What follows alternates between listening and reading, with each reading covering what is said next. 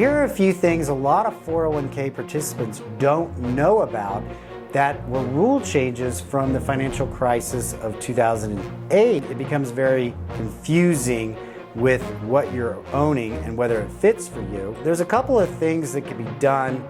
Work with a qualified financial advisor.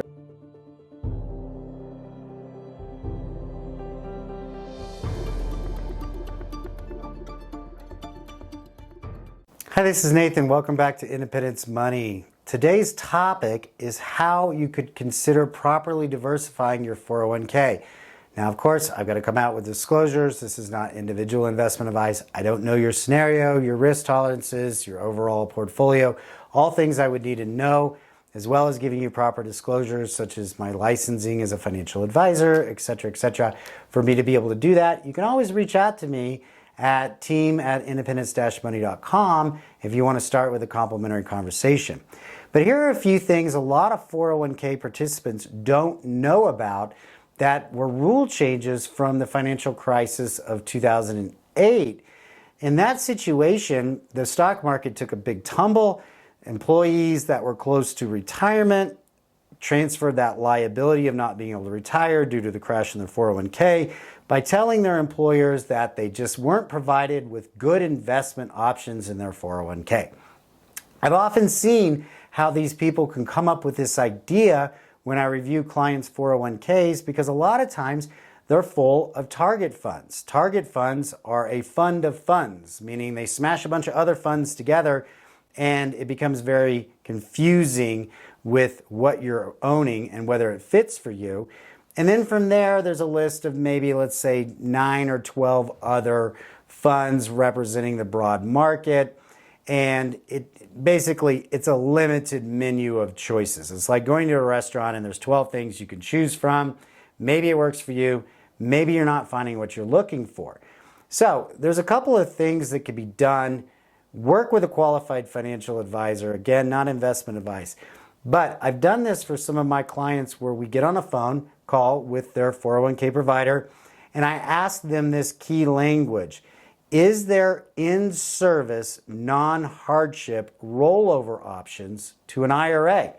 So the reason I say that is there are hardship rules, like you've had a major medical problem or a financial problem. And so there's hardship rules, but they're treated as a distribution, meaning the money leaves the plan, it leaves the tax code, it becomes a taxable event. I'm talking about a non-hardship rollover, meaning a rollover from a 401k to an IRA is not a taxable event if done properly because they're similar tax codes. But in this case, a lot of 401k providers allow for a percentage of the funds to be rolled out of the plan into an IRA under your direction because it gives them that liability shield saying, hey, look, you can't tell us you didn't like the choices in the plan because you could have rolled money out to your IRA where there's 10,000 choices you could choose from and you're able to self-manage it. So a lot of that came into place after 2008 and I've seen, I would say about 80% of the plans allow that. A few of the plans only allow it if you're over 59 and a half. I've seen plans that only allow you to move your contributions but not the company's match. And I would say the very minority of plans don't allow it at all.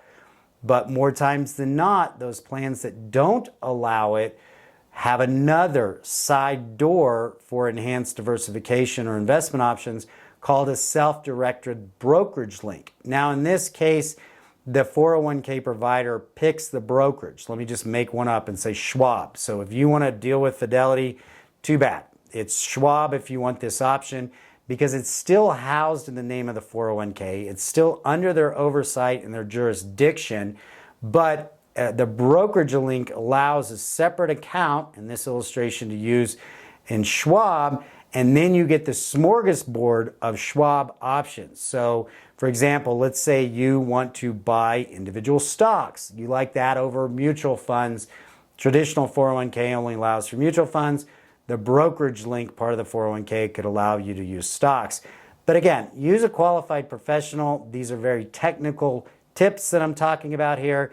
And definitely don't implement any of this advice off of this video. This is educational based only, but you can do your own education, due diligence, or you certainly can reach out to me at team@independence-money.com. Certainly would love any of your comments or your thoughts, shares, and welcome new subscribers. All right, y'all take care.